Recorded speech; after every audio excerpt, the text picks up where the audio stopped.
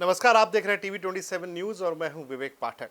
आज विशेष कार्यक्रम में आज हम बात करेंगे उत्तर प्रदेश की राजनीति में चल रही उठापटक, जातिगत समीकरणों को बैठाना उठाना और उन पर तमाम जो बयानबाजियां पिछले दिनों में जो देखने को मिल रही हैं। आज हमारे साथ इसी सब मुद्दे पर बात करने के लिए उत्तर प्रदेश से कैबिनेट मिनिस्टर संजय निषाद जी हमारे साथ मौजूद हैं। संजय जी, बहुत बहुत स्वागत है टीवी 27 न्यूज़। बहुत बहुत धन्यवाद आपके श्रोताओं को, आपकी टीम को, आपको। संजय जी, अगर वर्तमान की स्थिति में बात करें, क्योंकि आज हम बात कर रहे हैं कि आप पिछड़ी जातियों का एकमात्र चेहरा है उत्तर प्रदेश के अंदर, और ख़ास तौर से वो एक संदेश जाता है केंद्र के तमाम राज्यों में। तो किस तरह से देखते हैं पिछड़ी जातियों को लेकर जो समीकरण अभी स्थितियां हैं, किस तरह से देखते हैं उनको?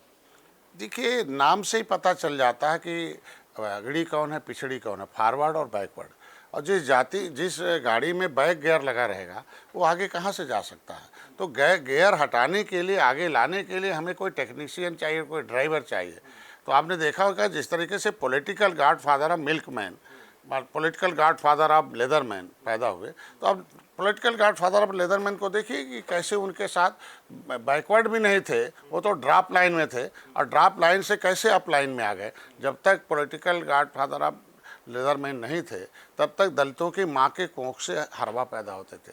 लेकिन जैसे पॉलिटिकल गॉड फादर ऑफ लेदरमैन आए और उन्होंने पॉलिटिकल हथियार लिया, जो टोपी, झंडा, नारा, विचारधारा लाया, और नेता और नारा पर लोगों को विश्वास किया, नेता और अपने झंडे पर, अपनी पार्टी पर विश्वास किया। आज जैसे वो बन के खड़े बड़े हो गए, उससे पहले वो कांग्रेस को वोट देते थे, तब वो ड्रॉप लाइन में थे, एकदम नीचे, दलित कहते दलदल में रहते थे, इतने ड्रॉप लाइन में थे। जगजीवन राम जैसे वो प्रधानमंत्री थे, लेकिन वो ड्रॉप लाइन में थे। लेकिन अप लाइन में कैसे आ गए? वो फ्लाइंग लाइन में आ गए कि जैसे पॉलिटिकल गॉडफादर ऑफ लेदरमैन आए, उन्होंने अपने समाज के लिए कैडर तैयार किया। नेता नहीं, नेता पैदा करने वाला, मतलब सामाजिक ऊर्जा को राजनीतिक ऊर्जा में, वो दलित सामाजिक ऊर्जा तो थी उनके पास। अम्बेडकर महासभा, दलित महासभा, दलित पैंथर, चमार महासभा, तमाम महासभा था, लेकिन वो सब सामाजिक संगठन, उनकी आवाज़ कांग्रेस दबा देती थी। चूँकि जो सामाजिक संगठन होता है वो रोड पर आवाज़ कर सकता है, लेकिन पावर से उनकी आवाज़ को कुचल दिया जाता है। लेकिन जब वो सामाजिक ऊर्जा को राजनीतिक ऊर्जा में बदलने के लिए पार्टी खड़ा किया, तो पार्टी की आवाज़ नहीं कोई दबा सकता, चूँकि पार्टी वो सीधे विधानसभा लोकसभा में जाती है। और उन्होंने जैसे विधानसभा लोकसभा में गए तो ड्रॉप लाइन से अप लाइन में आ गए, फॉरवर्ड से ऊपर आ गए। तो मैं जो पावर में थे वो पावर में आ गए। अब पावर में आते ही उनके सभी लोगों की समस्याओं का समाधान हो गया पॉलिटिकल रूप से। पॉलिटिकल गॉडफादर ऑफ मिल्कमैन हुए। इन्होंने भी अपने जिस जाति के नेता थे, देखिए दरोगा पैदा हो गए। जैसे आए पॉलिटिकल गॉडफादर मिल्कमैन पैदा हुए, उन्होंने समाजवाद का नारा, झंडा, टोपी, नारा लगाया, सबका हिस्सा, सबका वोट लिया, लेकिन काम, नोट और नौकरी दिया अपने लोगों को। जो भी थाने में जाइएगा तो उन्हीं को मिलेंगे। भाई लेदरमैन और मिल्कमैन तो ही खाली मिलेंगे आपको सामने, बाकी छोटी मोटी जातियाँ एक दो ठो कहीं मिल गया तो मिल जाएगा, नहीं तो हमारे लोग तो चश्मा लगा के खोजते हैं दूरबीन से कि कहीं मिल जाए, कोई चपरासी मिल जाए जिसके माध्यम से हम लोग जाए अपनी बात का समाधान। लेकिन इस देश को चलाने के लिए भाई राजनीति क्या है? राजनीति तो कुछ है नहीं। राजनीति एक पब्लिक के पैसे, पब्लिक के भविष्य का एक गार्जियनशिप है। देश के विकास और देश को न्याय और सुरक्षा देने का एक अभिभावक है। लेकिन 70 साल तो कांग्रेस जो है अभिभावक थी। 30 साल से सपा बसपा अभिभावक थी, जिसके सहयोग से 2004 से 2014 तक है। तो यही अभिभावक हैं कि ये क्रिमिनल कास्ट से प्रभावित जातियां, हमारा अनुसूचित जाति सूची में नाम था, और फाइल मंगवाया मुकुल वासनी और शैलजा ने। पॉलिटिकल गॉडफादर ऑफ लेदरमैन जो थे, उनके सहयोग से सरकार चल रही थी। मुकुल वासनी और शैलजा ने आर्कोलॉजी डिपार्टमेंट से फाइल मंगाया अनुसूचित जाति की सूची से, सूचीबद्ध जो जातियों के पर्यायवाची जातियाँ हैं, उस फाइल को ही गायब करा दिया। उनके खिलाफ हमने संसद भवन नई दिल्ली मार्ग में हमने मुकदमा लिखा रखा हम लोगों ने।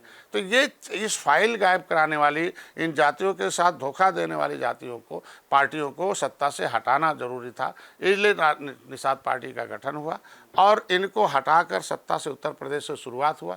जब मैं 13 जनवरी 2013 को निषाद राज के लिए पर संकल्प लेके आया कि अब हमें जन जन तक जाना चाहिए, जो हमारी नीति बनाने का सिस्टम है, तो ये 18% मछुआरे आबादी जागी है। और जागे जैसे राजनीतिक ज्ञान दिया, मैंने स्कूल खोला ये कि रीच द वोटर, वोटर के पास जाना है, ट्रीट द वोटर, वोटर को होश मिलाना और जोश मिलाना है, और टीच द वोटर, वोटर को सही बात पढ़ाना है। History the mother of politics, movement is the father of politics.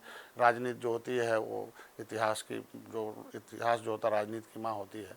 और इतिहास जो है विरासत होती है, विरासत पूंजी होती है, पूंजी भविष्य होता है। तो आप अपनी विरासत को संभालो। निषाद राज के किले को जो हिरासत में है हरे झंडे के, तो खड़े और बड़े हो गए। तो कांग्रेस को हटाया। कांग्रेस और बसपा 2014 में आपने देखा होगा, 2013 से मैंने शुरू किया, 1 साल के अंदर ही उत्तर प्रदेश से कांग्रेस और हाथी साफ हो गई और साइकिल हाफ हो गई। और भाजपा सरकार में नहीं थी इसलिए माफ हो गई, आ गए 2014। चलिए, आपने जो बातें कही हैं संजय जी, वो बातें इतिहास में रही हैं, सबने देखा होगा। एक सिस्टम था, कास्टिज्म था, ठीक है भाई, उनको नहीं बदल सकते। लेकिन क्या आप बात कर रहे हैं बीजेपी सरकार आने के बाद 2000 खासतौर से 17 के बाद उत्तर प्रदेश में ही अगर बात की जाए, तो आप ये कह सकते हैं या ये देश के लिए भी कहा जा सकता है कि राम राज्य पिछड़ी जातियों को लेकर भी अब है, या आप ये मानेंगे कि हाँ राम राज्य आने को है, या फिर अगर राम राज्य है आपकी नज़र में तो किस तरह से है? देखो, राम राज का मतलब होता है सब जाति, सभी धर्म, सभी वर्ग के लोग सुख शांति से रहें और सबका विकास हो, और सबके लिए हम न्याय और सुरक्षा दें, और सबके बिना भेदभाव के हम अपने गले लगाएं। तो ये आज के दिन में जिस गुरुकुल में पढ़ते थे, एक ही गुरुकुल था, निषाद राजकुल और रघुकुल के 2 लोग पढ़ते थे। तो ऐसा गुरुकुल होना आया। मोदी जी जो है आज के दिन में राम राज स्थापित करने के लिए, राम के मंदिर बनाने जब जाते थे तो कांग्रेस ताला लगाती थी और सपा गोली चलवाती थी। लेकिन आज जब आया ना कि the political power the strong then the God power, हम राजनीतिक शक्ति भगवान की शक्ति से कम नहीं है। अगर भगवान की पूजा होती है तो राजनीति की भी पूजा होनी चाहिए। मतलब पूरी मतलब जानकारी। जब जनता को पूरी जानकारी हो गई कि ये जो है हमारे सुख में बाधक हैं और हमारे धर्म में बाधक हैं, इन्हें हटाओ, और आज मोदी जी आ गए, देखो राम मंदिर आसानी से बन रहा और कहीं कोई खून खराबा नहीं है। मुसलमान भी ईंट दे रहा है। कल हमारे निषाद राज के किले के लिए भी 20 करोड़ 38 लाख दे दिया। अल्पसंख्यक आयोग में भी पैसा है, हर जाति हर धर्म के लोग हैं। तो ये चीज़ें आज के दिन में सच्चर कमेटी का रिपोर्ट कहती है कि मुसलमानों की दुर्दशा SC ST से भी खराब है। गरीबी बहुत उनके अंदर बढ़ी है और देश आज़ादी के बाद और बढ़ी है। इसके मुसलमान बटन दबाता था तो यही सपा बसपा कांग्रेस के लिए, और गरीबी बढ़ाता था। तो यही अनाज गोदाम में सड़ रहा था और यही मुसलमान और जातियां जो गांव में थीं, सब जो जिन्हें क्रिमिनल कास्ट से प्रभावित हैं, जिनकी ज़मीनें छीनी गई, जिनको कुछ नहीं है, नदियों ने उजाड़ दिया, हवा पानी ने उजाड़ दिया, तो ऐसे लोगों के पास तो नहीं कुछ था ना। तो नीयत तो ठीक नहीं पिछली बार। जिसकी नीयत और नीत सही हो उसे रामराज कहते हैं। तो मैं कह रहा हूँ कि बिना भेदभाव के अगर मत्स्य विभाग में हम दूसरी बिरादरी के लोगों को हम फार्म देना, 15,000 लोगों को सेलेक्ट हुआ, लेकिन उसमें लगभग 14,000 छोटी योजना है। नहीं, छोटी बिरादरी, धर्म छोटा नहीं है, धर्म बड़ा है। दूसरी बिरादरी और दूसरा धर्म भी, कई ऐसे धर्म से जुड़े हुए लोग हैं जो कहते हैं कि सरकार में देखी है। नहीं, आप ऐसा कर सकते नहीं। आप अभी खुद बोले ना कि मुस्लिम गरीब तबके से ज़्यादा और जो है गरीब होता जा रहा है। ये तो इस मुसलमान को सोचना होगा कि हम कांग्रेस और सपा और बसपा के साथ रहने से हम नीचे जा रहे हैं। अब हमारी सरकार है तो बिना हम अनाज दे रहे हैं, इलाज दे रहे हैं, मकान दे रहे हैं, तो कोई भेदभाव कोई नहीं मुसलमान कह सकता है कि हम गरीब थे और हमारा नंबर था, हमें मकान नहीं मिला। मतलब मुस्लिमों के लिए भी इस देश में राम राज्य है। 5 लाख का अगर हमने दे दिया और आयुष्मान भारत, तो मुसलमान भी इलाज करा रहा है ना। ऐसा तो नहीं कह सकते कि मुसलमान को नहीं मिला। मतलब हम मानते हैं कि मुसलमानों के लिए भी राम राज्य इस देश में है। तो यही कहते हैं कि सब जाति को जो देखा है वही राम राज है, और भारत की सोने की चिड़िया बनाए वही राज। राम राज में सोने की चिड़िया थी। अर्थव्यवस्था में हम कहाँ चले गए थे? आज अर्थव्यवस्था हम 5वें नंबर पर आ गए 10वें से, और G20 का नेतृत्व कर रहे हैं। आज तो इसी को कहते हैं ना कि हम दुनिया को पहले खिलाते जिलाते थे। उस जस्टिस ऑफ इंडिया नाम की एक बुक है, और अमर सेन ने लिखा है, जो हमारे वाइस चांसलर हैं और नोबेल प्राइज़ भी हैं। और उन्होंने लिखा है एविडेंस के आधार पर कि ईस्वी फर्स्ट में हम जब राम राज था तो सुख का राज था, और हम 3 रुपए में 1 रुपये भारत का चलता था। जब मुग़ल आए तो 30 गुना गरीब थे मुग़ल, हम 30 गुना अमीर थे। अंग्रेज आए तो हम 20 गुना अमीर थे, और 1150 बरस में केवल ये 30 गुना हमें लूट पाए। मतलब 1 रुपया 1 पाउंड के बराबर हो गया 1947 में जब। लेकिन आज अर्थव्यवस्था में ब्रिटेन आगे है, हम अर्थ बहुत ज़्यादा। मैं अभी गया था तो वहाँ 1 रुपये का बिस्कुट लेने के लिए $1 का हमें 100 रुपये देना पड़ता था।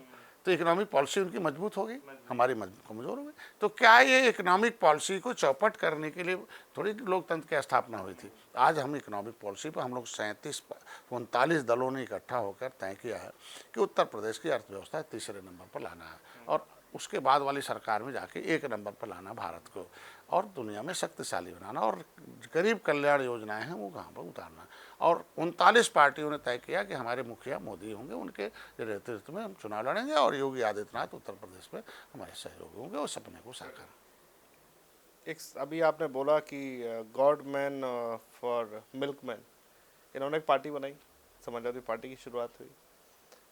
मेरे को याद है जब जिस वक्त ये एक ऐसा डिकेड था, ऐसा स्थितियां थी कि या तो प्रदेश में, उत्तर प्रदेश के अंदर या तो बहन जी की सरकार है या फिर नेताजी की सरकार है।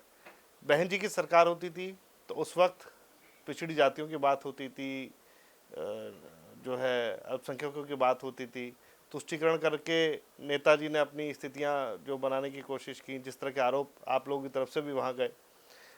अब दोनों ही पार्टियां बिल्कुल दरकिनार हैं, विपक्ष में ज़रूर बैठे हैं अखिलेश यादव, लेकिन जो ये टर्मिनेशन हुआ है, जो ट्रांसफॉर्मेशन हुआ है राजनीति के अंदर उत्तर प्रदेश में, साथ ही साथ तमाम जो राज्यों में, तो ये माना जा सकता है कि जो पिछड़ी जातियां हैं अब वहाँ जागरूकता बढ़ी है और उस जागरूकता का नतीजा है कि वो इकट्ठा होकर एक साथ मोदी जी को सपोर्ट कर रहे हैं।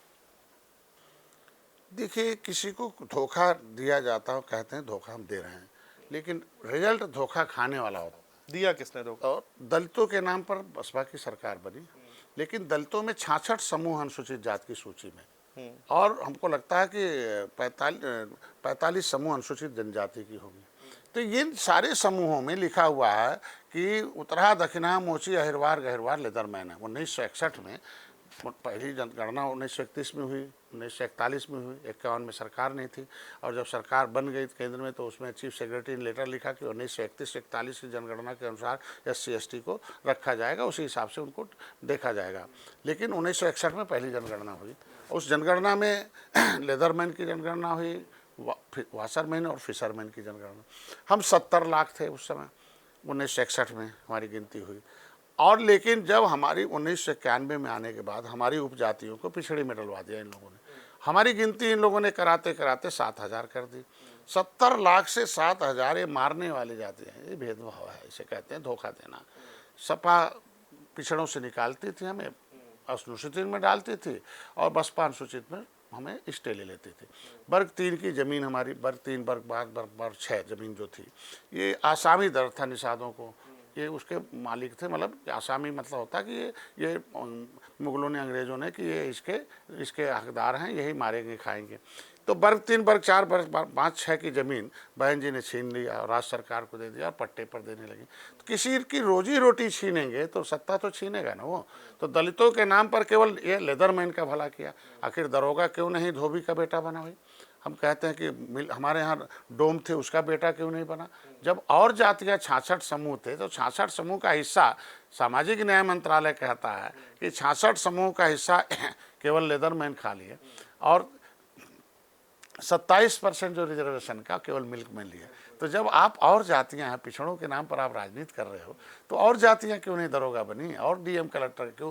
केवल उन्हीं के माँ के कोख में ये बटन जो है करंट लाएगा और दरोगा SP बनाएगा। लेकिन एक जागरूकता में 30 साल जितना समय लग गया। ये भाई बहन का समझौता था कि 5 साल आप रहोगे, 5 साल हम रहेंगे। तो उनको सपा आती थी तो दलितों को पिटवाती थी और दलित गुस्से में आते थे, साइकिल को हराकर हाथी बनाते थे। और जब बसपा आती थी SC/ST लगवाती थी तो यादव गुस्से में आकर सबका वोट लेकर जो है दूसरी जातियों को। तो ये भाई बहन बड़े टेक्निकली राजनीति, मतलब राज मतलब होता है छुपा, ऐसी छुपी नीति बनाओ जो सत्ता में बने रहो, जिसको चाहो उसको बढ़ाओ, आगे बढ़ाओ।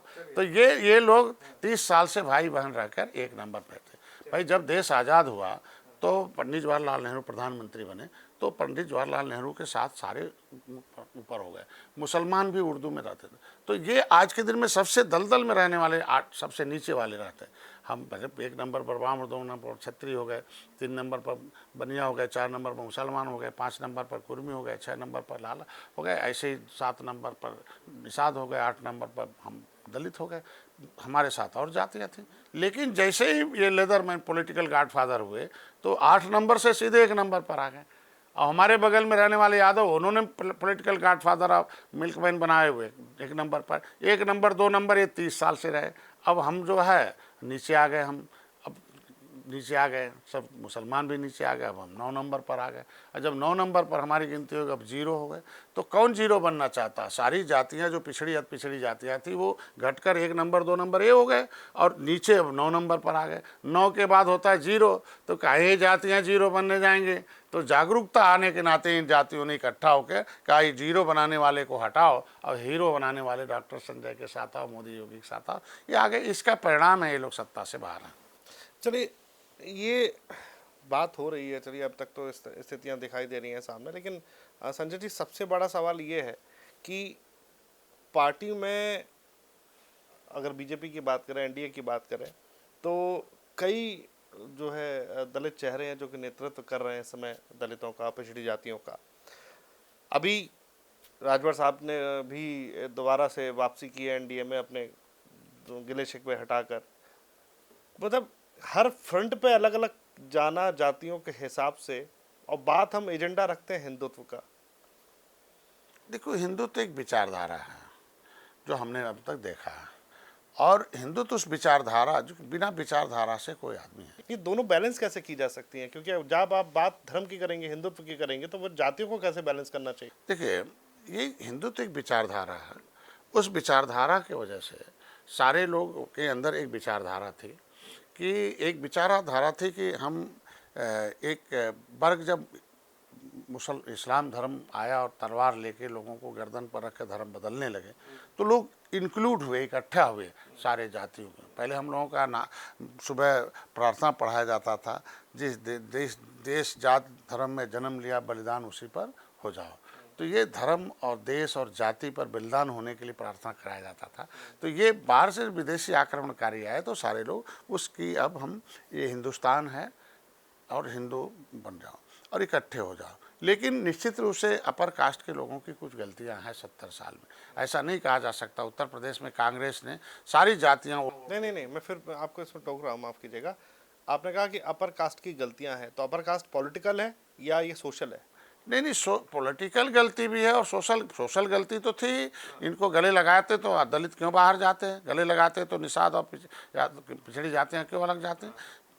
पॉलिटिकल और सोशल दोनों गलती, हम पॉलिटिकल गलती बताते हैं कि उत्तर प्रदेश में 70 साल, मतलब 60 साल कांग्रेस की सरकार दिल्ली में थी, और उत्तर प्रदेश में जब हम लड़ते थे तो जाति सभी वोट देते थे, सभी नेता आते थे, कुर्ता पहना के वोट लिया जाता, निषादों के 30-30 विधायक बनाए जाते थे। लेकिन मुख्यमंत्री कौन बनता था कि मैं जिता के लाया हूँ बन जाओ, मैं जिता के लाया हूँ बन जाओ। दलित अलग हो गया और सड़क, मतलब केवल जाटव अलग हुआ पहले और यादव अलग हुआ उत्तर प्रदेश में, तब क्यों नहीं जिता के ला पाए ये लोग। तो ये गलतियां तो कांग्रेस ने की कि सबका वोट लेते थे लेकिन मुख्यमंत्री किसे बनाते थे।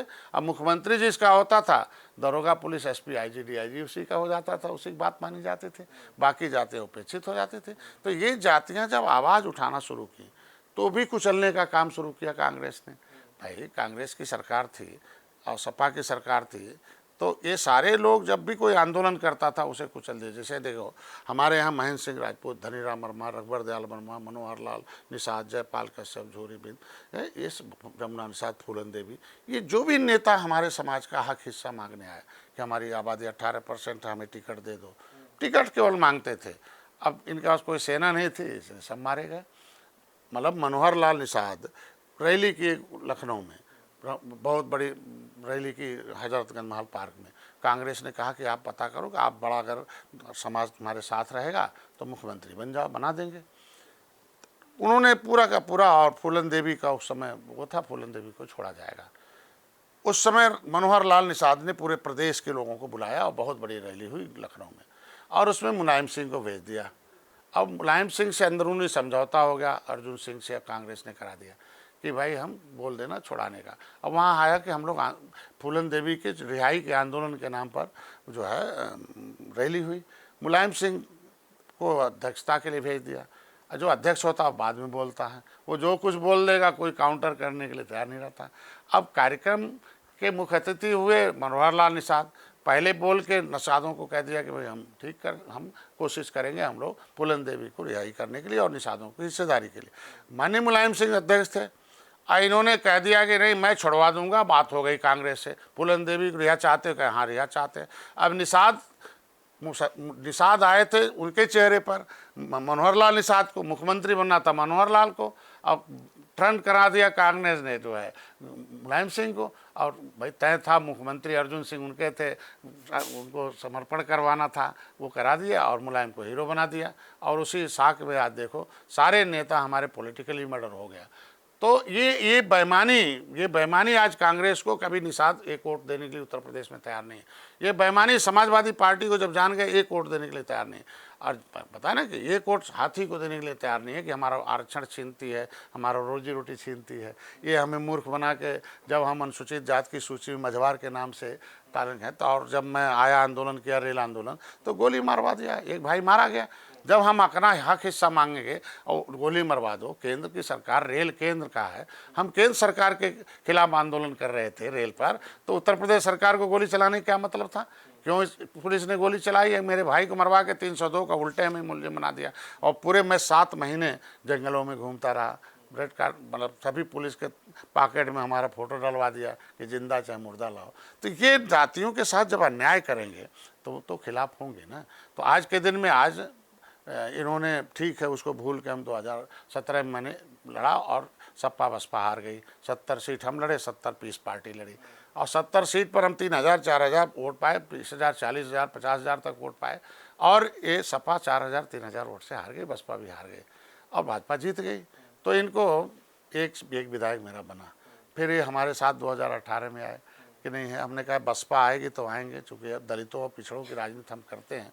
तो हम जिस उद्देश्य के लिए डॉक्टर छोड़कर हम राजनीति में आए, संकल्प लेकर कि इनका हित करना, इनको भला करना, इन्हों में पॉलिटिकल पार्टनर बनाना है, इनके समस्याओं का समाधान करना है। ये असली भगवान है।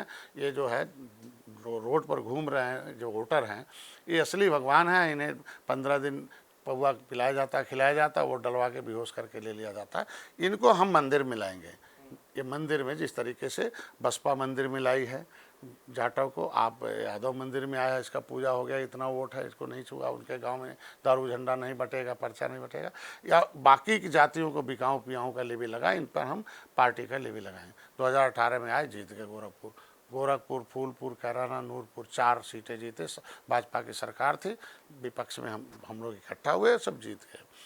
पागल हो गए भाई। संयुक्त उम्मीदवार थे प्रवीण निषाद, ये हल्ला शुरू कर दे रहे, समाजवादी पार्टी जीत गई, बाकी जात खत्म। अरे यार, बसपा का भी वोट मिला, पीस पार्टी, निषाद पार्टी, चारों मिली। अब बाद में क्यों नहीं लड़ा देते?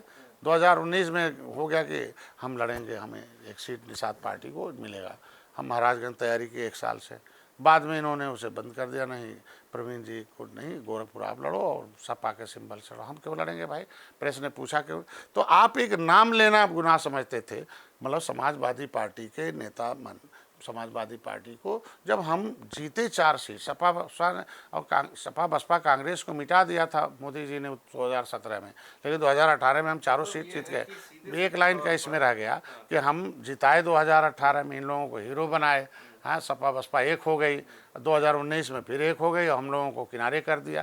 तो इसके मतलब जब हमारे शरीर से, हमारे बिरादरी वोट लेना होगा तो निषाद हैं, और जब देना होगा तो इनके शरीर से बदबू आएगी। ये केवटा मल्लावा है, नीच जात का है। तो भाई हम तो अपने धर्म, अपनी जाति में आएंगे ना। मोदी के साथ आए, देखिए गले लगाए। आज तक कोई निषाद के नेता का फोटो किसी भी मंत्री, प्रधानमंत्री, मुख्यमंत्री के साथ नहीं देखेंगे आप। मतलब इनको वकील ही नहीं बनने दिया। हमारे मुद्दे को वकील लूटने वाले, जो लूट रहा है, जो हमारे हिस्से लूट रहा है, वही वकील बना हुआ है। तो फिर और लूटेगा। तो हम मेरे समाज ने तय कर रखा कि नहीं, अब हम पॉलिटिकल गार्ड बातर ऑफिसरमैन वकील रहेंगे और मोदी तक वकालत करेंगे, मैं इनके साथ रहूँगा। इसलिए हिंदुत्व के उसके नाम पर, हिंदुत्व के उस किताब और ग्रंथ पर जो लिखा हुआ है उसके आधार पर अयोध्या का राम मंदिर बना, उसके आधार पर निषाद राज का किला मिला है। अगर रामायण के आधार पर निषाद राज का किला मिला है, वहाँ जंगल से मंगल है, खुदाई हुई पुरातत्व विभाग का, तब पुरातत्व विभाग ने अगर खोद के रख दिया तो क्या उस समय इस्लाम तो था नहीं, उस समय क्रिश्चियन तो नहीं त्रेता में, लेकिन त्रेता में निषाद राज थे ना, भगवान राम थे ना, तो इसको कौन ठुठला सकता है। तो अगर आज के दिन में इंतजार कर रहे हैं हमारे निषाद लोग कि ये जो बोलने वाले उल्टा पुल्टा हैं राम पर, वो गांव में उनको कैसे। आपने ये कहा अभी अपनी बात में कि भाई कुछ गलतियां हैं जो ऊंची जातियों से बड़ी जातियों से हुआ, उसके बाद जिसका पॉलिटिकली सोशली दोनों ही प्लेटफॉर्म पे हुआ। एक और है सपा में नेता स्वामी प्रसाद मौर्य, जो पहले आपके ही साथी हुआ करते थे। उन्होंने भी यही मिलता जुलता कुछ एक ऐसा बयान दिया जो उसमें उनका कहना है कि हिंदुत्व तो असल में धोखा है, और ये जो ब्राह्मण जो जाति है, ये असल में अपना पूरा प्रभुत्व रखी है और इस वजह से और जातियों के साथ कुछ हुआ नहीं है। तो मतलब ऊंची जातियों का ही, मतलब ये बड़ा इजी टारगेट है कि भाई अगर नीची जातियों के हित की बात की जाएगी तो इसके लिए दोष ऊंची जातियों को दिया जाएगा। देखिए, कहते हैं history the mother of politics, movement is the father of politics. कहा गया कि every problem solve by the political party the democracy with social organisation, सभी समस्याओं का समाधान। और social organisation is a sweet poison democracy, सामाजिक संगठन एक मीठा जार है, वो जब वो बाहर रहेंगे ना। आज के दिन में जो आप बात कर रहे हैं उनको जानकारी नहीं है, ये तो रसखान है, जहाँ रस मिलता वहीं खाते हैं फिर गाते हैं। बसपा में थे तब, हाँ, रस मिला बसपा में तो रस खान थे, रस खाए और सोए, अपने न अपनी जाति के लिए कुछ किया, न तो बोली निकलता था। तो बहन जी ऐसे बैठती थी और नीचे बैठते थे, कभी बगल में कुर्सी पर बैठते, एक को फोटो दिखा दें, कहाँ बैठते थे? नीचे। जब नीचे बैठते थे तो कहाँ, कैसे कह सकते हैं? बहन जी अगर ऊपर बैठते थे, अपने नीचे बैठते थे, तो बहन जी ने बड़ी हो गई हैं। आज कह रहे हैं, आज के दिन में बस भाजपा में आए, यहाँ भी रस खाए, रसमलाई 5 साल जय श्री राम का नारा लगाते रहे। जब रस सूख गया 5 साल बाद, तब फिर इनको लगा कि नहीं, रस सपा में है, उधर चलते हैं, और वहाँ सूखा सूखा रस है, अब वो पागल हो गए हैं। मैं कह रहा हूँ कि फर्स्ट मीटिंग पंडित जवाहरलाल नेहरू इन इलाहाबाद, एक डिबेट है उनके 6 घंटे का। पंडित जवाहरलाल नेहरू ने एक पूरी साफगोई से बताया कि अपने लोगों को कि भाई देखो, 1 जनवरी 1950 को वो मीटिंग हुई। उन्होंने कहा भाई आपकी क्या प्रॉब्लम है? तो कुछ पंडित ब्राह्मण लोग थे, तो उन्होंने कहा भाई मेरा समस्या है कि हम धर्म के प्रचार कर रहे हैं और मुगलों के खिलाफ हैं, यहाँ तमाम है। हम 8 महीने प्रचार करते हैं, 9 महीने, और 3 महीने जब बरसात हो जाता है तो हम धर्म का प्रचार नहीं कर पाते, हमें भिक्षाटन पर जीना पड़ता है, और वो 2-3 महीने बड़ा कष्ट से कटता है। तो उन्होंने कहा कि ठीक है, और उन्होंने कहा भाई हमारी तो बड़ी समस्या है कि मेरा तो कपड़ा पेरिस धुलने जाता है, और अभी हम जो लोग बैठे हैं यहाँ पंडित जी लोग, तो अभी मान के चलो कि एक सोच है समाज में, एक समाज में सोच, देखो सोच से देश चलता है। तो एक सोच है कि we are chosen by God. उन्होंने कहा कि हम लोग भगवान के चुने हुए आदमी हैं, इसलिए ऊपर हैं, हम लोग भगवान के चुने वाले आदमी हैं इसलिए ऊपर हैं। और दलितों में एक मैसेज और लोगों में कि पिछला जन्म हमारा खराब है तो हम खराब जगह पैदा हो गए, और पंडित जी का जन्म पिछला अच्छा था इसलिए बड़े हो गए, और ये भगवान के चुने हुए आदमी हैं, इनकी सेवा करेंगे तो अगला जन्म इनके यहाँ हो जाएगा। तो हम तो धन्यवाद देंगे स्वर्गीय इंदिरा गांधी को, उन्होंने एक वो लाया था फैमिली प्लानिंग का कि हम दो हमारे दो। तो हम लोगों को कांशी राम को समझाने में कामयाबी मिली कि भाई अब तुम्हारा कितनों सेवा करते रहो पंडित जी की, तो हम दो हमारे दो, तो तुम्हारा नंबर आने वाला ही नहीं है। भाई जो होंगे वो पंडित जी के ही बच्चे होंगे, भाई 2 हैं तो 2 होंगे, तुम्हारा तो कभी होगा नहीं नंबर। तो पंडित जवाहरलाल नेहरू कहा कि we are chosen by God in today's, आज 1 तारीख, आज तक हम लोग हैं, बट आफ्टर देन 26 डेज, मतलब 26 जनवरी 1950, मतलब 26 दिन बाद we are not chosen by God, we are chosen by public. अब पब्लिक चुनेगी तब हम बड़े रहेंगे। बात समझ गए? अब तक हम लोग भगवान के चुने हुए आदमी थे, बड़े थे। उन्होंने मीटिंग में कहा बात जब लोकतंत्र की हुई, संविधान बना, तो फिर वो पब्लिक कि आप नहीं, 26 दिन बाद संविधान लागू हो जाएगा।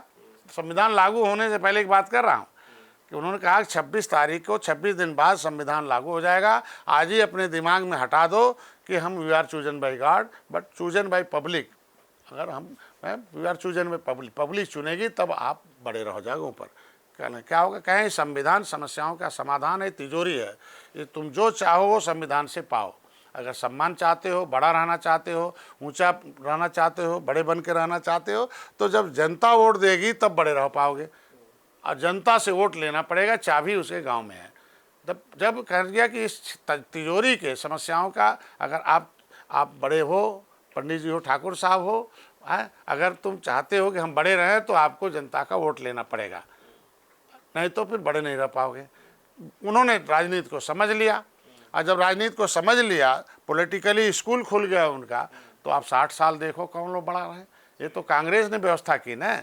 असली में संविधान का लाभ कांग्रेस ने लिया, और कांग्रेस ने ऐसा किया कि लोग, बड़े लोग बड़े लोगों को टिकट दिया गया, वो जाके टिकट लेते रहे, वोट लेते रहे। लेकिन वो तो मैं धन्यवाद दूंगा कि लोग जागे, तमाम लोग आए कि संविधान समस्याओं का समाधान है। संविधान सबको बराबर, ऐसा विधान है जो सबको बराबर होंगे। रिजर्वेशन एक ऐसी प्रणाली है कि 80 सीट पर पंडित जी नहीं लड़ेंगे, 80 सीट दलित का होगा। लेकिन 80 सीट पर कौन जीत कर आता था? लेदरमैन। जितवाते कौन थे? लेदरमैन। अंबेडकर के खिलाफ जो है कचोलकर को जो है लड़ा दिया, उनका ही चेला था पंडित जवाहरलाल नेहरू। अंबेडकर हार गए, वो जीत गया। तो ये तो व्यवस्था कांग्रेस ने की ना, कि कैसे ऊपर वाले रहेंगे। आज तो मोदी जी उत्तर प्रदेश में, बाद में माफिया आने लगे, बाद में तमाम दहशतगर्द आने लगे। पहले क्या था? मूर्ख बना के वोट लिया, फिर बक्सा लूट के वोट लिया, तो फिर माफियाओं से होगा, मसल्स हो गया, मीडिया हो गया, माइंड हो गया। लेकिन बाद में तमाम अपराधी आने लगे। पहले उत्तर प्रदेश हम कहेंगे कि उत्तर प्रदेश में आप ही लोगों का टीवी चैनल दिखाता था, इतने दहशतगर्द, इतने फलाने आ रहे हैं। लेकिन अभी क्या है इस बार मोदी के समय, योगी के समय, कि इतने डॉक्टर, इतने इंजीनियर, इतनी महिला, इतने नौजवान, इतने किसान, इतना हर लगभग 1-2 दर्जन जातियों के लोग विधायक हैं। तो ये पहली बार हम लोगों ने इसको शुरू किया, और हम धन्यवाद दूंगा माननीय बंसल जी को कि 2017 में मेरी मुलाकात उनसे हुई थी, और उनसे हुई थी कि भाई आपके इस पार्टी पर लोगों ने अपर कास्ट का लेवी लगा रखा कि भाजपा ऊँची जातियों की पार्टी है, और ये आप ऊपर भले टिकट दे लोग, नीचे के लोग समन्वय नहीं हो पाता।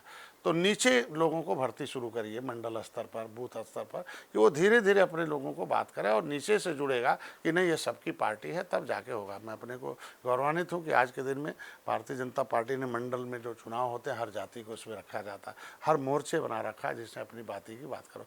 और लोग बड़ा लंबा समय जो किसी वर्ग का आधिपत्य रहा हो, तो निश्चित रूप से थोड़ा बहुत जो है वो अभी दिखेगा, उसके बाद धीरे धीरे खत्म हो जा रहा है। आप देख लीजिए हर जगह।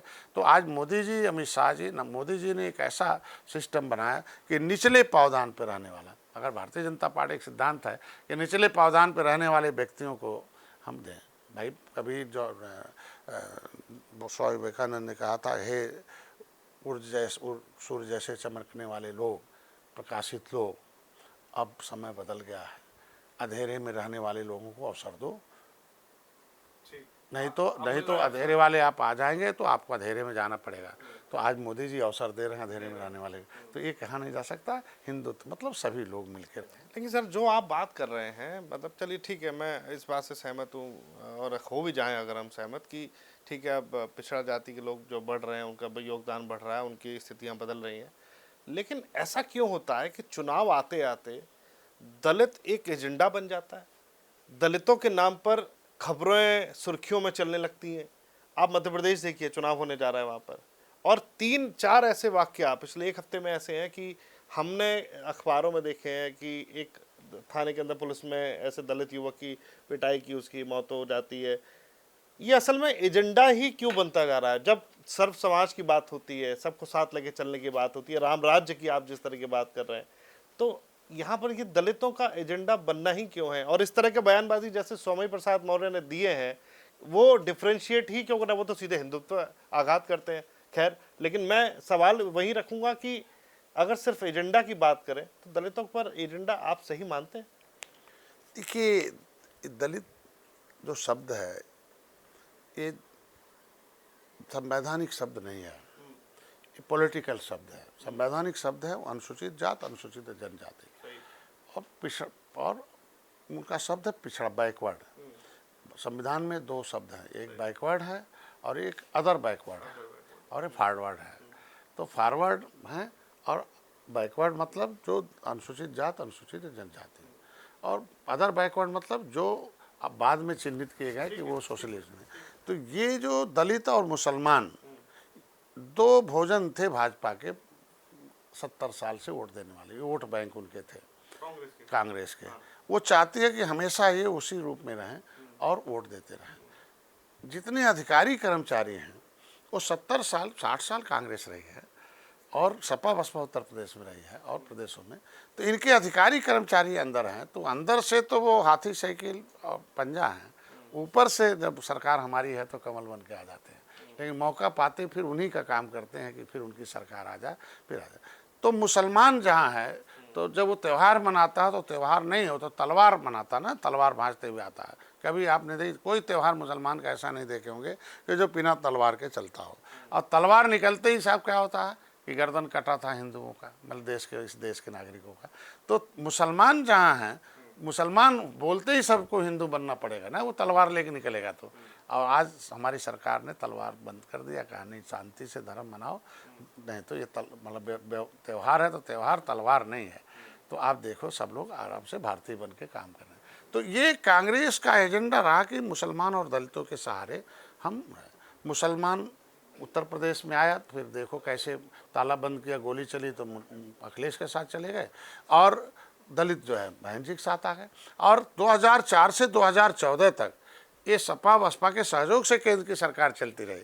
मतलब नाम वही हुआ ना, मुसलमान उनके साथ है, दलित। मेरा सवाल देश सर, का हुआ दलित, और देश का दलित और मुसलमान कांग्रेस के साथ, उत्तर प्रदेश का मुसलमान जो है याद सपा के साथ, उत्तर प्रदेश का दलित इनका, और यहाँ भी उन्हीं के साथ 2004 से 2014 तक। सर बात तो एजेंडे की हो रही है, बात ये कि एजेंडा ही क्यों बनाया जाना है? वो एक्चुअल में देखिए ये नॉन पॉलिटिकल हैं अभी, इनके अंदर राजनीतिक चेतना नहीं है। जो कि कहते हैं collection the information, the development of the knowledge, और the development of the knowledge the decide the wrong and right. जिसके बाद जितनी जानकारी होगी उतने ज़्यादा बुद्धिमान होगा। अब बुद्धिमान आदमी सही गलत का फैसला ले लेता है। 60 साल गांव में रहने वालों को कांग्रेस ने अंग्रेजी नहीं पढ़ने दिया है, कानून बना दिया कि प्राइमरी स्कूल में अंग्रेजी नहीं पढ़ाया जाएगा। कितना बड़ा धोखा हुआ। और एक बड़े लोगों के बच्चे एकेडमिक में अंग्रेजी पढ़ेंगे, तो जो अंग्रेजी पढ़ेगा ऊपर जाएगा, जो अंग्रेजी नहीं पढ़ेगा नीचे आएगा। तो आज दलितों और पिछड़ों में आज के दिन में वो शिक्षा का अभाव है। मुसलमान भी धर्म का अफीम खाया हुआ है, मदरसे में पढ़ाया, डीएम एसपी आईजी डीआईजी बड़े, उसमें मुसलमान में भी अशराफ हजराल और पसमानदा हैं। पसमानदा जितने मुसलमान हैं उनको मदरसे में पढ़ते हैं, और बड़े मुसलमानों के बच्चे एकेडमिक शिक्षा में पढ़कर एसपी आईजी डीआईजी कर्नल तक हो जाते हैं। तो मेरी सरकार कह रही नहीं सबको शिक्षा दे दो, तो कौन सा गलत कर रही भाई, सबको होना चाहिए। तो ये मुसलमान और दलित एजुकेशन में जो इन्फॉर्मेशन चाहिए, अब बाप को पता नहीं बेटे में कहाँ से आएगा। तो कई पुस्तकों अंग्रेजों मुगलों ने तो पढ़ने दे दिया, 11 साल वो रहा, और फिर अगर 70 साल इसने नहीं पढ़ने दिया, कांग्रेस ने अंग्रेजी, और सारा संविधान अंग्रेजी में है, सारा जियो अंग्रेजी में जाता है, सारा ढेर सारे इतिहास भूगोल अंग्रेजी में लिखा है। तो इनका हिस्सा भी अंग्रेजी में लिखा है। तो नेता तो पैदा हुए, जैसे जो कुछ जानती नहीं उसे जनता कहते हैं। अब दलित जानता नहीं इसलिए जनता है, मुसलमान जानता नहीं जनता, जो जानता नहीं उसे जनता कहते हैं, जो जान जाए उसे फ़ायदा उठाने लगे उसे नेता कहते हैं। लेकिन जो लड़ाई लड़ने लगे इनका, उसे नेतृत्वकर्ता कहते हैं। तो नेतृत्वकर्ता के रूप में जब हम आए हैं, और देखिए धीरे धीरे परिदृश्य बदला हुआ, अब आगे भी बदलेगा, पूरे देश में होगा। हिंदू मुसलमान करके दलित को टारगेट करके, दलित भी अब जान रहा है कि किसी के साथ नहीं, दलित को। ठीक है सर, दो सवाल आखिर में मेरे हैं। एक तो सर मतलब आप ही को लेकर वो व्यक्तिगत है, क्योंकि एक गुरु पूर्णिमा पे एक आपका वीडियो वायरल होता है, आपकी आरती होती है। एक अभी हाल ही में एक और वीडियो वायरल हुआ जिसमें कांग्रेस ने खूब आलोचना की आपकी, आपको तो मतलब क्या ही कहा जाए, ऐसे ऐसे शब्दों से संबोधित किया गया। असल में क्या संदेश देना चाहते हैं इस तरह की वीडियो वायरल करके? क्या किस तरह से आप लेते हैं इस, हालांकि आपने सफाई दी है इस पर अपनी तरफ से, लेकिन मकसद क्या रहा इन वीडियो के वायरल करने को लेकर? ये मकसद साफ है कि हमारी बढ़ती लोकप्रियता से ये उससे नेगेटिव न्यूज़ बनाते हैं। जो गुरु होता है, गु मतलब अंधेरा, रू मतलब उजाला। किसी को अंधेरे से अगर उजाले में लाएंगे तो कहते हैं ना कि गुरु गोविंद दो खड़े काको लागो पाए, अब बलिहारी गुरु आपनो गोविंद दियो बताए। तो अगर मैंने इन्हें निषाद राज का किला 70 साल से हमारा खजाना 1977 में खुदाई हुई और इंदिरा गांधी, माननीय इंदिरा गांधी, स्वर्गीय इंदिरा गांधी खुद हेलीकॉप्टर उतारी हूँ। देश का प्रधानमंत्री हेलीकॉप्टर उतार के खुदाई कराता हो तो हमें गर्व होना चाहिए ना। लेकिन उस किले के बारे में पता नहीं चलने दिया निषाद को। जो भी उस किले के प्रचार के लिए जाता था उसे ख़त्म कर देते थे, मतलब उसे पता नहीं चला। और 37 बरस बाद जब हमें पता चला तो उस भूमि को मैंने नमन किया और वही संकल्प लिया पूरे परिवार सहित, और संन्यास लिया। अपने बेटे से, मैडम से कहा कि भाई आज के बाद मैं अब डॉक्टर नहीं रहूँगा, अब सामाजिक डॉक्टर बनूंगा, धार्मिक डॉक्टर बनूंगा और संस्कार करूंगा कि मेरे जातियों की सोच बदल दी है कि वो केवटा मल्लावा नीचे मछली मारने वाला है। अब इस सोच के साथ वो नीचे है। अब इस सोच के साथ पंचम वर्ण निषाद है। अगर धर्म ग्रंथों में लिखा पंचम वर्ण निषाद है, ये निषाद राज गुरुराज महाराज का फोटो आपके सामने ही है। तो जब हम इनको राजनीतिक ज्ञान के हम धार्मिक ज्ञान दिया, इनके खून की पहचान दिया, निषाद राज के किले पर मेला लगाता हूँ, तो इसे हमें अपना धर्म गुरु मानते हैं, हमें अपना राजनीतिक गुरु मानते हैं, अपने इनके भविष्य बनाने के लिए मैंने कहा कि गार्जियन मानते हैं हमें। तो मैं निषाद राज की पूजा करता हूं, लेकिन अब गुरु पूर्णिमा पर हमें गुरु मानते हैं तो कैसे कह सकते हैं? अगर कौन ऐसी पार्टी है, माननीय मुलायम सिंह को लोग गुरु मानते रहे, कौन उनका पैर नहीं छूता रहा नेता? हमका नहीं, आरती तो वो निषाद राज की अब उनकी श्रद्धा है, तो हम कैसे मना कर सकते हैं? हम कहीं मेरा कोई ऑडियो वीडियो हो कि मैं उसमें बोला हूँ कि हमारी आरती करो, मैं कहीं लिख कर कोई नियम जारी किया हूँ भाई डॉक्टर संजय की आरती होनी चाहिए। अब हमारे फोटो में ही निषाद राज का फोटो, निषाद राज के फोटो के साथ मेरा ही फोटो लगा दिया है और घर घर कई लाख फोटो गया। अब जब निषाद राज का पूजा होता है तो डॉक्टर संजय को, तो ये आम जनता की भावना है जो आपको ले की भावना है। हाँ। और ये जो है ये कांग्रेस को अब बढ़ती लोग, हमारे खड़ा होने के बाद ही कांग्रेस साफ है। धीरे धीरे मैं कह रहा हूँ, धीरे धीरे मैं गया मध्य प्रदेश में लड़ा था पिछले बार, तब कांग्रेस ने तो और सीट पाती खत्म हो गई, नहीं तो ज़्यादा सीटों से जीतते। हम जहाँ जहाँ जा रहे हैं वहीं वहीं ये ख़त्म हो जा रहे हैं, क्योंकि निषाद हमारे साथ आ रहे हैं। मैं कह रहा हूँ कि उसमें लिखा उन्होंने आंसू सूख गया है, कांग्रेस ने ट्वीट किया था ना, उन्हें शर्म आनी चाहिए कि उनके आंखों में आंसू कैसे सूखा। जब हमारे criminal tribes act inquiry committee के रिपोर्ट के आधार पर 18% आबादी मछुआरों की है, उसको 6 घंटे 16 मिनट डिबेट हुआ हरिभाऊ राठौर से कि ये कि देश को आज़ाद कराने वाली जातियाँ हैं, इन्हें विमुक्त जनजाति का प्रमाण पत्र मिल जाना चाहिए, इन्हें सुविधाएं मिलनी चाहिए। और उसको मीरा कुमारी जो लोकसभा अध्यक्ष थे उन्होंने कूड़ेदान में डाल दिया। मेरी फाइल गायब कराई, अनुसूचित जाति और अनुसूचित जाति मझवार के नाम से हैं, आरजीआई से हमें मिल गया। जब मैंने मुकदमा लिखा दिया शैलजा और मुकुल वासनी के खिलाफ, तो कांग्रेस को सोचना चाहिए ना कि उस ऐसी गलती क्यों होगी, माफ़ी मांगनी चाहिए और उस फाइल को दिलवाना चाहिए जिससे 18% आबादी के लोगों को मिल जाए। तो जो पार्टी किसी समुदाय के हिस्सा मिलने वाले कागजात को हड़पती हो, गायब कराती हो, किसी से न मिला, वो हमारे ऊपर टिप्पणी क्या कर सकते? जब से मैं जागा हूँ तब से उत्तर प्रदेश से कांग्रेस भागा है। हर जहाँ जहाँ जागते हैं जाते हैं वहीं से भाग रहे हैं, क्योंकि अब निषादों के साथ बहुत अन्याय किया ना, मछुआरों के साथ अन्याय किया। हमने बताया ना 67 साल में 77, और किसी नेता को मंत्री नहीं बनने दिया, किसी नेता को अपने साथ सटने नहीं दिया।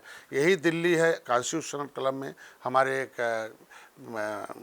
थे रामचंद्रन राव थे, बहुत बड़े साइंटिस्ट थे, और रामचंद्रन जी ने वो निषाद थे दक्षिणी भारत के, वो पूरे देश के उन्होंने नैफ, नेशनल एसोसिएशन ऑफ फिशरमैन, एक संगठन बनाया था। उसके तहत सभी मछुआरों को बुलाया था और तब स्वर्गीय राजीव गांधी प्रधानमंत्री हुआ करते थे। प्रधानमंत्री 2 बार गए उस मीटिंग में, 2 दिन रहे, 1-1 घंटा रहे। उन्होंने अपने भाषण में कहा कि इनकी दशा दुर्दशा बहुत खराब है, SC ST से इनकी व्यवस्था होनी चाहिए। और प्रधानमंत्री जैसे बोल के आ रहे हों और एक लाइन भी इनके लिए न लिख रहा हूँ। हम तो आज मोदी जी लिखे ना, मुख्यमंत्री संपदा योजना, प्रधानमंत्री मत्स्य संपदा योजना, इनके लिए फ्री का बीमा है। मैंने कहा प्रधानमंत्री जी से कि हमारे पास खेत नहीं है, बाड़ी नहीं है, अंग्रेज़ों ने छीन लिया क्रिमिनल कास्ट घोषित करके, और जो बचा खुचा था वर्ग 3 वर्ग 4 में हमारे लोग बसते थे, उसको बहन जी ने छीन लिया। एक भूमिहीन है, और किसान क्रेडिट कार्ड किसानों को मिल रहा जिनके पास खेत है, इनके पास कुछ भी नहीं है, कैसे मिलेगा? मैं धन्यवाद दूंगा, हमारी बात सुना उन्होंने, और उन्होंने फिशरीज क्रेडिट कार्ड, किसान क्रेडिट कार्ड में फिशरीज क्रेडिट कार्ड बनाया, और कि निषाद केवल जाल हो या दुकान हो या मछली क्षेत्र में व्यापार करना चाहे तो उसे 1,60,000 बिना किसी गारंटी के मिलेगा, और उस पर 3% उन्होंने 7% में छूट, और 4% जो है हमने मछुआ कल्याण कोष की स्थापना करा दी। तो आज के दिन में जब हम इनके लिए कुछ कर रहे हैं, इनके वोट से जो हीरो रहा, तभी वीडियो वायरल हो रहे हैं। तो अब जब वो जो जीरो होने वाले हैं कुछ ना कुछ तो करेंगे ना। तो वीडियो वायरल इसलिए हो रहे हैं। चलिए एक आखिरी सवाल सर शॉर्ट में पूछना चाहेंगे। 2024 मिशन को लेकर उत्तर प्रदेश बहुत महत्वपूर्ण है। ऐसे में उत्तर प्रदेश और साथ में अभी जो 3 राज्यों में जो विधानसभा चुनाव होने जा रहे हैं, जैसे मध्य प्रदेश है, राजस्थान है, छत्तीसगढ़ है, तो क्या अब ये माना जा सकता है कि 2024 मिशन को लेकर इन दोनों तीनों राज्यों में भी दलितों का किस तरह से स्टैंड रहेगा फाइनली बीजेपी के साथ? देखिए, इस देश को मोदी पर गर्व करना चाहिए, योगी जी पर, कि उन्होंने कोई ऐसी जात नहीं बनी होगी जिसके लिए उन्होंने काम नहीं किया, बिना भेदभाव के दलितों के साथ पूरा। भाई दलित ही तो भूमिहीन था, दलित ही मकानहीन था, दलित के पास ही अनाज नहीं था ना। 80 करोड़ लोगों को अनाज रोज अगर खिलाया जा रहा है तो उसमें दलित भी है ना। अनाज खा रहा है तो हम उसे जिंदा रखे हैं, तो जो उसे जिंदा रखा उनके पास पैसा नहीं था तो इलाज हम करा रहे हैं ना। कांग्रेस ने तो कभी उनके लिए व्यवस्था नहीं की आयुष्मान भारत कार्ड की, उन्हें मकान के लिए तो कोई पॉलिसी नहीं बनाई, उनके अनाज के लिए नहीं कोई पॉलिसी बनाई। अगर हमने किया और उनके लिए रोजगार के लिए आज अलग से व्यवस्था हो गया। हमारा अनुसूचित जो हमारा आयोग है SC/ST आज कितना स्ट्रांग है, उसमें बजट आ रहा है, बजट के हिसाब से उन्हें दिया है। उत्तर प्रदेश में हमारे यहाँ देखिए सिमरन जी हैं, तो ये लगातार जो घोटाला जो उसमें पहले इनके प्रधानमंत्री राजीव गांधी कहते थे कि हम 100 रुपया भेजते हैं गांव में तो 85 ये लोग खा जाते हैं। तो 100 रुपये किसके पास भेजते थे? अमीर आदमी के पास तो भेजते नहीं थे, वो 100 रुपया गरीबों के लिए भेजते थे ना। अनुदान दिल्ली से उन दलितों के लिए जाता था और यही 85% खा जाते थे। तभी तो दलित जान गए 85% खाने वालों को हटा दो और सीधे आज मोदी जी DBT करते हैं। सीधे हमारे विभाग से DBT होता है, उस खाते में उसका रुपया जाता है। आज हमारे यहाँ मैंने व्यवस्था बना दिया कि भाई अगर आयुष्मान नहीं है, कार्ड नहीं बन पाया तो डॉक्टर इलाज कराओ, 5 लाख रुपये हम तुम्हारे खाते में सीधे देंगे। आज के दिन में तुम जाओ दुकान खोलो, 1,60,000 तुम्हें मिलेगा। तुम्हारा घर जल गया तो मैं दूंगा, तुम्हें चोट लग गया तो मैं दे दूंगा, तुम्हारी शादी नहीं हो रही बेटी का मैं दूंगा। हाँ, आज के दिन में रोजगार के लिए मकान नहीं जिस इंसान का है, अभी मुख्यमंत्री आवास योजना में, और क्योंकि बेईमान यही लोग थे, सर रिपोर्ट यही बनाए थे, निषादों का छोड़ दिया था, मकान नहीं लिखा था कि इनके पास आवासहीन है, तो आवास के लिए पैसा लाया। इनके लिए अब एक कोचिंग सेंटर खोलने के लिए हमने एक बारात घर बना रहा हूँ निषादों का, उसमें हम कोचिंग सेंटर खोलेंगे, कंप्यूटर लगाएंगे, वो लड़के लड़कियों को पढ़ाएंगे, कोच रखेंगे और सीधे कनेक्ट करेंगे बड़े कोचिंग सेंटर से। तो गाँव का बच्चा भी जिसके पास पैसा नहीं है वो सीधे कोचिंग कंप्यूटर से पढ़कर वो गांव का बच्चा डॉक्टर, इंजीनियर और IAS PCS बनेगा, अधिकारी कर्मचारी, तब जाकर निश्चित रूप से 2000 अभी हमने पॉलिसी बना दी है, उसे लागू हो रहा है। तो 2024 में दलित भी वोट दे रहा है, पिछड़ा भी वोट दे रहा है। पिछड़ा वर्ग आयोग बनाया हमारे मोदी जी ने, उच्च शिक्षा में रिजर्वेशन दिया, पिछड़े के नाम पर ठग निकले ये सब कि भाई उच्च शिक्षा में रिजर्वेशन नहीं रहेगा तो हमारा डॉक्टर, इंजीनियर कैसे बनेगा। तो आज मोदी जी ने कलेजा लगाया ना कि इन्होंने रिजर्वेशन तो दे दिया था। आज के दिन में देखो हमारे यहाँ नगर निगम का चुनाव था, पिछड़े का हाई कोर्ट ने रद्द कर दिया था, मेरी सरकार पिछड़ों के साथ खड़ी। तो पिछड़ों के साथ, दलितों के साथ, मुसलमानों के साथ, निषादों के साथ, राजभरों के साथ, क्रिमिनल टाइप्स एक्ट इंक्वायरी की कमेटी से प्रभावित जो जातियाँ हैं उनका सर्वे चल रहा है कि उनकी दशा दुर्दशा क्यों खराब हुई है। तो अगर इस सभी जातियों के साथ हमारी सरकार खड़ी है तो निश्चित रूप से पहले का परफेक्शन बना। मैं मोदी जी को धन्यवाद दूंगा। पहले लोग कहते थे भाजपा बड़े लोगों की पार्टी है, ऊंची जातियों की पार्टी है, अब गर्व से कहते हैं गांव वालों से पूछो कहाँ वोट डाल के आए हो, जैसे निकलता कहा कि मोदी जी को वोट डाल के आए, मतलब कमल से ऊपर हो गया है तो मिशन। तो आज के दिन में कहाँ वोट डाले हो? हमारे लोग कहते हैं भोजन भरी थाली में डॉक्टर संजय को डाल के आए, मतलब भोजन भरी थाली में जो है डॉक्टर मोदी योगी को, डॉक्टर संजय के अलावा मोदी योगी। अब हमारे जैसे छोटी पार्टी, मेरे इतिहास को जब वो प्रयागराज में उतरे माननीय मोदी जी, तो सबसे उन्होंने कहा कि मैं निषाद राज की धरती को प्रणाम करता हूँ। तो मेरे समाज की सोच, तो उन्होंने, लीडर का मतलब होता है कि lifting the vision of society, जो समाज की सोच को लिफ्ट करा दे। तो सोच लिफ्ट कराए मोदी जी ने। उन्होंने जय निषाद राज 9 बार नारा बोला, पर्यटक स्थल घोषित किया, 56 फुट की मूर्ति लगाई और निषाद राज के किले को 20 करोड़ 38 लाख। तो आज के दिन मेरे जैसे लोगों को साथ लेकर चलना कि भोजन भरी थाली के लिए प्रचार करते थे और कहते थे भाजपा के लोगों को कठिन है कि कमल दबाने के लिए सिखाया गया है, लेकिन आज निषाद राज आए हैं तो भाजपा के लोग उस भोजन भरी थाली में कमल नहीं खोजेंगे, भोजन भरी थाली को भी बटन दबाएंगे। तो 11 विधायक हमें अगर आज के दिन में उत्तर प्रदेश में निषाद पार्टी के हैं, तो आज इस मिशनरी विजनरी की वजह से। चलिए, अभिभावक कैसा होना चाहिए, मैंने बताया मुगल अंग्रेजों के अलावा आज अभिभावक जो चाहिए भारत को, प्रधानमंत्री मोदी जी। चलिए ठीक है, तो ये हमारे साथ उत्तर प्रदेश के कैबिनेट मंत्री डॉक्टर संजय निषाद रहे, जिन्होंने साफ तौर पर प्रधानमंत्री मोदी को और उनके नेतृत्व को एक अलग स्तर पर रखा है और ये कहा है कि राम राज्य उत्तर प्रदेश में सभी जातियों के लिए है, सभी धर्म के लिए है। अब ये देखना होगा इस राम राज्य के दावे के साथ मिशन 2024 के जो नतीजे आते हैं उसमें तस्वीर किस तरह से निकल के आती है। फिलहाल इस कार्यक्रम में मुझे दीजिए इजाज़त। नई और ताज़ा तरीन खबरों के लिए देखते रहिए TV 27 न्यूज़। नमस्कार।